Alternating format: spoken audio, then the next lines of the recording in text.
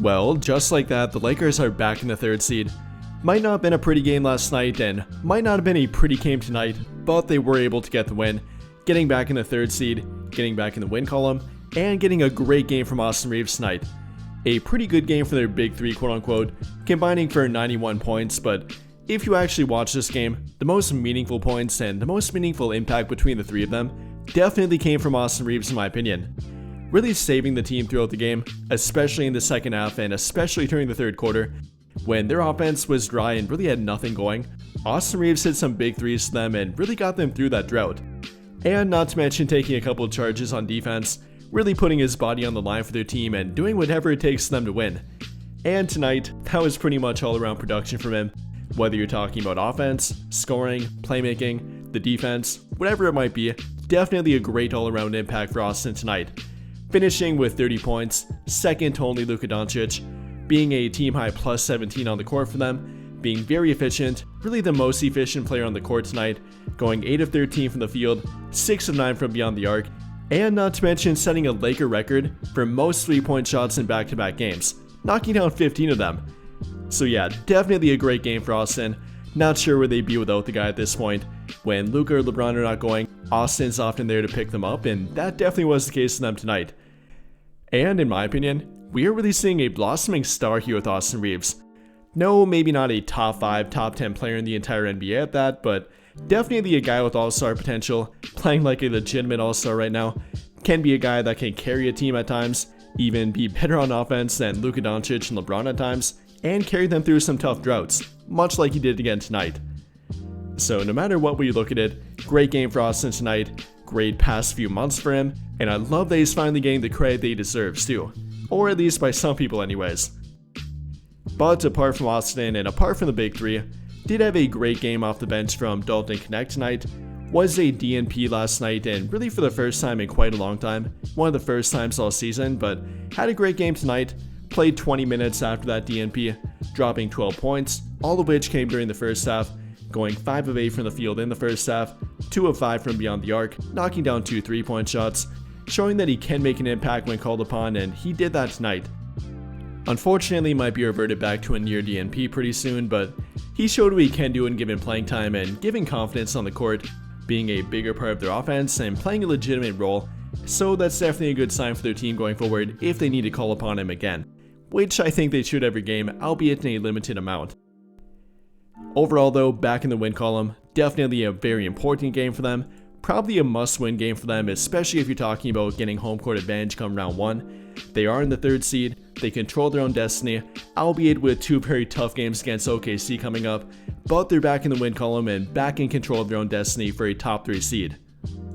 And with all of that being said, I'll let you hear from the team tonight about it, how they played tonight, what they have to improve upon, and how they can carry this momentum going forward. You felt like you were shooting with your left hand, and you started like that in the first, but you certainly found it, all right? 7 for 9 in the second half. I'm sure that felt good to just see some go down that you're used to seeing. Yeah, that was probably my worst quarter in my life, so I just knew that was a must-win game. So I need to get better at that, so we got to win. That's all that matters. Yeah, for sure. Look, you've been well aware for many years about LeBron James and the greatness. You also mentioned that you had a lot of respect for Austin Reaves playing against him, but what have you seen from him lately? The efficiency, the scoring, the playmaking from Austin.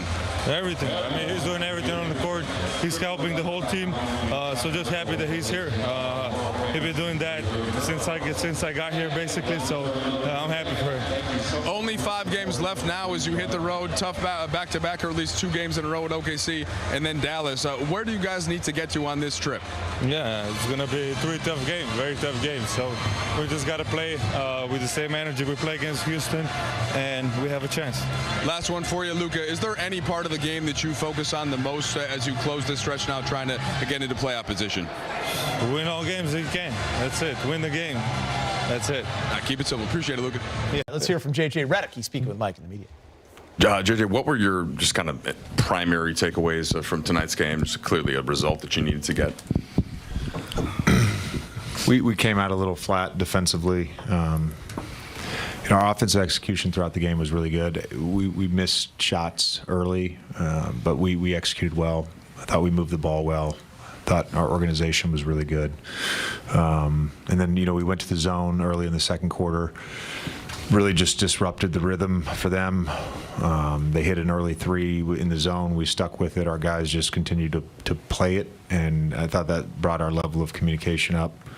And we were able to get some stops, kind of get back into the flow of the game a little bit with getting stops and then playing after a miss and not after a make. And then, DK just being a pro, second night of a back-to-back, gave us a huge lift in that first half. I thought Jackson defensively on the glass was big with 11 defensive rebounds, and obviously Luka, AR, and Bron. Just a lot of that three-man stuff was so good. We got great stuff out of a bunch of three-man actions with them. What do you make out of Austin, not just these last two, but kind of late, and then specifically in these last two, it's 15 made threes. Just seems like the rhythm is really there on the offensive side. Where do you go first when you think about Austin? I think he's just playing with a very, very high level of confidence right now, and I think the freedom that he's played with for most of the season, if not all of the season, has just allowed him room to grow. And I think he continues to develop patience for when things aren't happening early for him, just knowing that he's going to end up with 15 to 20 shots. That's just the way our team is structured. And I thought last night was a great example of that offensively for him, and he was terrific tonight. JJ, I think it was before the game yesterday, we asked you kind of about the three-man data for LeBron, Austin, and... I got all of it today. Max has been working on it for 2 weeks. Some really enlightening stuff. What were you enlightened by? Anything you'd like to share? No, but I will be sharing it with certain people. The first quarter, obviously, tonight with Lucas struggling, like the numbers were what they were. The third quarter, again, kind of a slow start.